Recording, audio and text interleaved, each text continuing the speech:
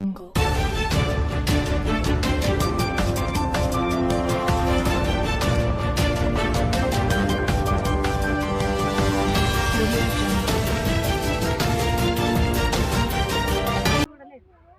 కూడా లేదు, ఇల్లు లేదు, జాగ లేదు, భూమి లేదు, గుడిచెనే ఉన్నది. అప్పుడు పోయిన గతంలో జరిగినటువంటి కేసీఆర్ ఉన్నాడు.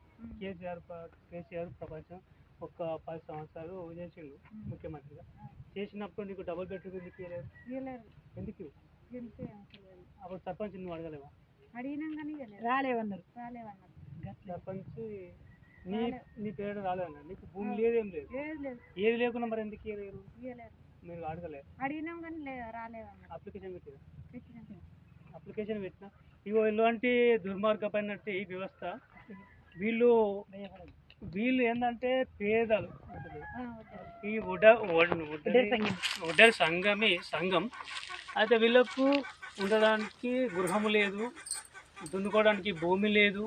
భూమి లేకున్నా ఇటువంటి ఆ యొక్క కేసీఆర్ ఉన్నప్పుడు రాలే. ఈ ఇంద్రమ్మ పథకం కిందనన్నా వీళ్ళకు గృహ నిర్మాణము చేయాలని నేను డిమాండ్ చేస్తూ ఉన్నాను.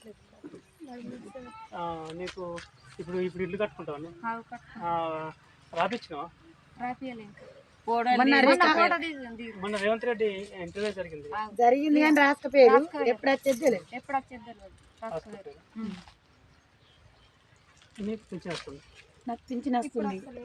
అయితే 2000 పింఛన్లకు 4000 చేస్తున్నాడు. వికలాంగులకు 6000 పింఛన్ అన్నాడు. 6000 పింఛన్ చేయలేడు. ఇల్లు లేని వాళ్ళకు, పేద వాళ్ళకు ఇల్లు ఇస్తున్నాడు. జాగ లేని వాళ్ళకు 2 ఎకరాల భూమి ఇస్తున్నాడు. భూమి ఇవ్వలేడు. మరి అప్పుడు కేసీఆర్ చేసినట్టు ఇప్పుడు రేవంత్ రెడ్డి చేస్తలేడు. నా అక్కలు, నా చెల్లెను, నా తమ్ముని లెక్క అందరికీ ఇక్కడ పేదవాళ్ళకి హెల్ప్ చేస్తాను ఈసైపేట గ్రామంలో మాట్లాడినా కానీ మనకు ఏం చేయలేదు. కాబట్టి ఇప్పుడు మొత్తము మాకు పేదవాళ్ళం ఇక్కడ అయినా మాకు ఇక్కడ నీళ్ళకు కూడా మస్తు ఇబ్బంది జరుగుతుంది.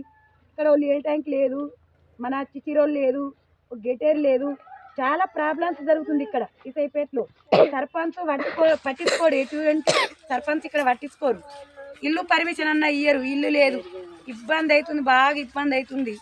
మరి పేదవాళ్ళు ఉన్నోళ్ళు స్కూల్ అన్నా కానీ పిల్లలకి ఇక్కడికి వెళ్ళి అక్కడ చెరువు దగ్గర పోతారు. అంగన్వాడీ స్కూల్ పోంగ కోతులు, కుక్కల భయం బాగా చాలా భయంకరం ఉంది ఇక్కడ. అంగన్వాడీ స్కూలు మాకు గెటేళ్ళు ఇక్కడ లేని వాళ్ళకు ఇల్లు, ఇంద్రమ్మ పథకం ఇల్లు అప్పుడు ఇంద్రమ్మ ఉన్నప్పుడు ఇచ్చింది కానీ అప్పుడు మేము చిన్నగా ఉన్నాం, మాకు రాలేవు. ఇప్పుడు ఇంద్రమ్మ పథకం ఇల్లు కావాలి. పేదవాళ్ళకు లేని వాళ్ళకు మంచికి 2 ఎకరాల భూమి ఇస్తా, మా అక్కలు, మా చెల్లెని లెక్క, మా తల్లులు లెక్క, మా అమ్మలు లెక్క, మా అన్నలు అన్నాడు రేవంత్ రెడ్డి. ఇప్పుడు ఏమైంది? ఏ పలాపాలన ఏది చేస్తలేడు, మాకు ఏ సహకారం అందిస్తలేడు రేవంత్ రెడ్డి.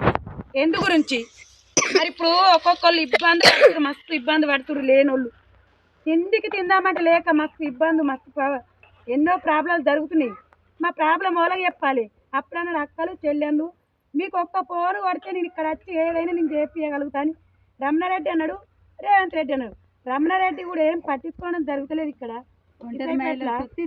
ఇప్పుడు ఒంటరి మైట్ల ఒక్క ఇంట్లో 4 ఉంటే వాళ్ళకు 2500 కడికి నెలకు వేస్తున్నాడు. భూమి లేని వాళ్ళకు 12,000 వేస్తున్నాడు ఒక్క మైలకు. మరి ఏది భూమి లేని వాళ్ళకు పైసలు లేవు, ఒంటరి మైలకు 2500 లేవు. ముసలాళ్ళు ఉన్న వాళ్ళకైతే ఇంకా చాలా ఇబ్బంది అవుతుంది. నెల కరెక్ట్ కూడా పింఛన్లు ఇవ్వడం జరుగుతలేదు.